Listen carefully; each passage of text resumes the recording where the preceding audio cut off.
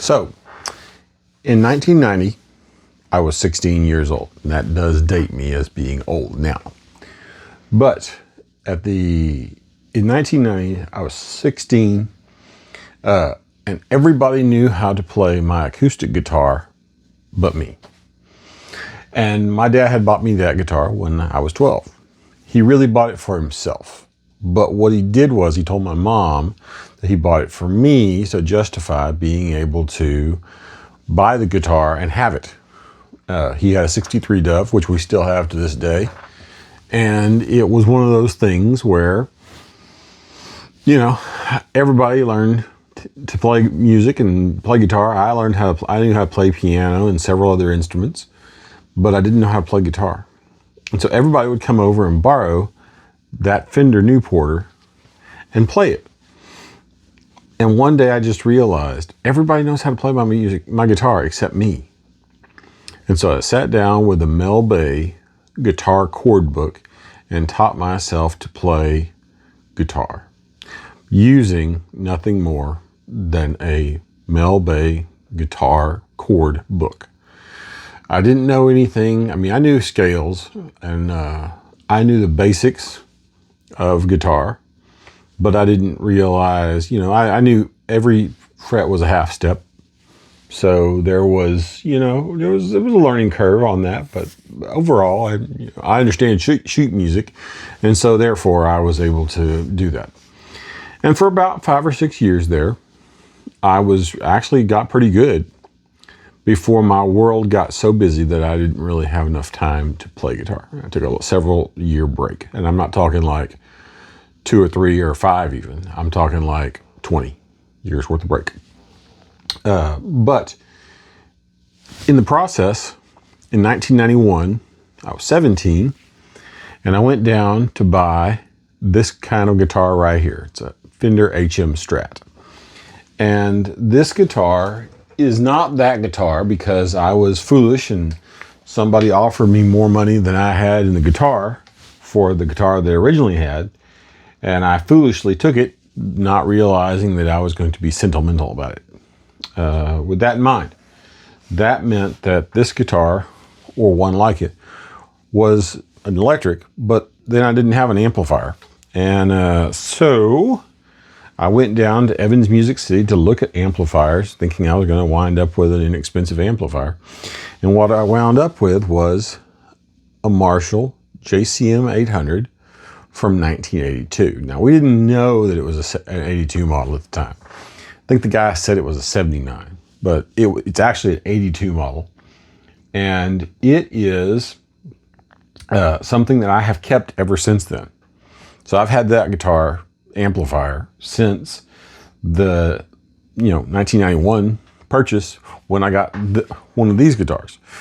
This is a guitar that I have really enjoyed, but it is not the exact guitar that I had. It was but I always think I refer to it as, well, it's this guitar, but it's not really this particular guitar. This was just one that I found that was almost exactly like mine. But over the years, I have done lots of playing on all kinds of different amps, and I've gotten all kinds of different amps, but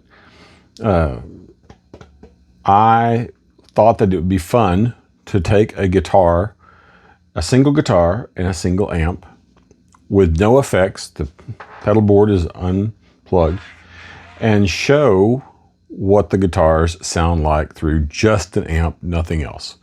So with this in mind, I have it set up to where I like the way it sounds for both the distorted, because you can get, on a JCM800, you have a preamp volume and a master volume. So if you crank the preamp and lower your master volume, you wind up with a distorted sound. And that's something that I really enjoyed about this amp when it was brand new. Now, I eventually wound up, and I'll show you later on in a series of videos, the Digitech GSP21 Legend, rack unit that I wound up with. But that's something that's for another day. But this guitar type and that amp were where it all started for me. So that's where I'm going to start these videos, is because it was an easy way for me to get into a guitar that most people didn't know much about. It's 24 frets. HM Strats are actually really, really comfortable. This one's been played so much that the neck, instead of it being the satin like it should be, like if you look up here, this is still satin, but the neck itself has been played so much that it's glossed over. And that says a lot about this guitar. This guitar has been played a lot. It was played a lot before I got it. It's been played a lot since I've gotten it. And it's very sentimental to me because it is where I started off. So anyway, most of these videos will have less talking and more playing, but the Newporter and this guitar are basically where I started off when I was 16 years old. And when I started these videos, I had not played in several years. So it was really, some people probably would have been very disheartened by the fact that people say, ah, you didn't know how to play. And, you know, I just still don't. I'll never be a guitar virtuoso. I took too much time off. But anyway, bottom line, Fender HM Strat JCM800, no special anything, just guitar and amp. Here we go. So I want to point out, I want to tell you how this entire series is going to be set up. I'm not going to change the amplifier settings except to make it where we go from clean channel to distorted channel. So right now, the preamp is set at 4 and the master is set at 8. We're at about, I think we're at 6 on the treble, 2.5 on the mid, 5 on the bass, and then the presence is turned down to 2. So the presence really does make a little bit of a difference, but it's not so dramatic that it really changes stuff, but just gives it a little bit more. So I tell you what, before we do this, I will go over here and turn presence to 0. So presence is at 0.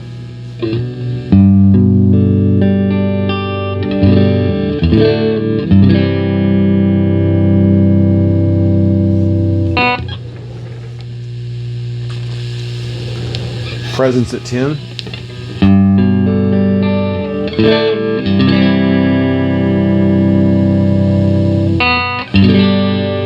It kind of sharpens the top tone, which I'm not a serious fan of. That's why I usually leave it down there at 2.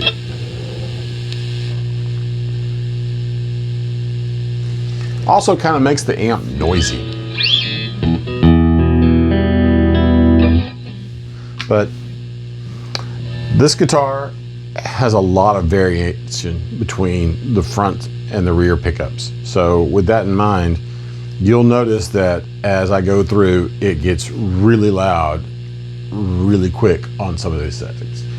And I will tell you what the preamp and master volume is set at when I swap over to the distorted channel.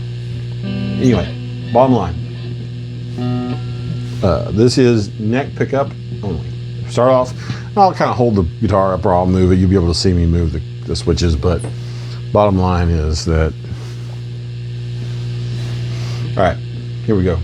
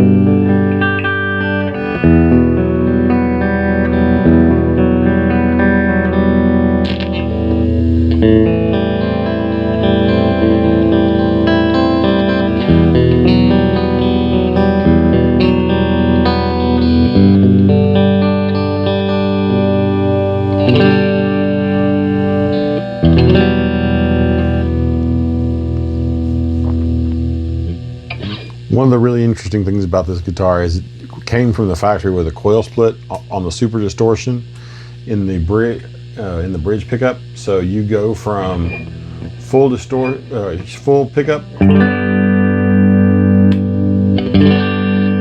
to single coil.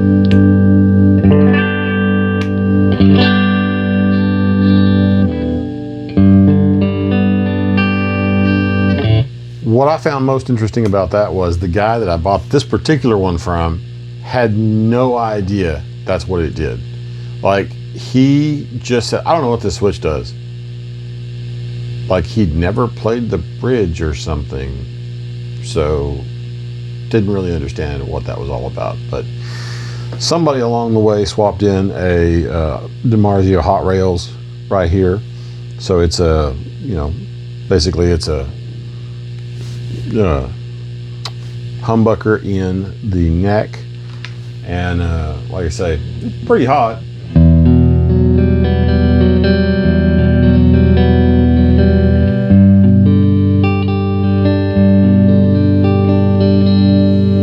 But you can dial it back, and like I say, you can make it where it's a much softer tone.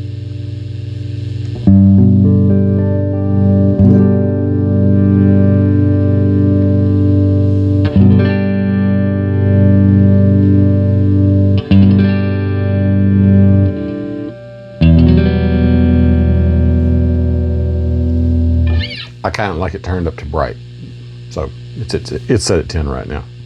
So anyway, let's change to the distortion. All right, so amps swapped over. Preamp is basically cranked. It's like almost 10, and the master volume is set to just a little above 1, so like 1.5, and also changed from being on low sensitivity side to the high sensitivity side to give it that crunch. Now, is it going to sound like actual distortion? No, it's just basically maxing out the amplifier's preamp before sending it to the master volume. Everything else in the same, treble, mid, bass, presence, all set the same, but start off on the neck pickup again and just kind of play through it. So here we go.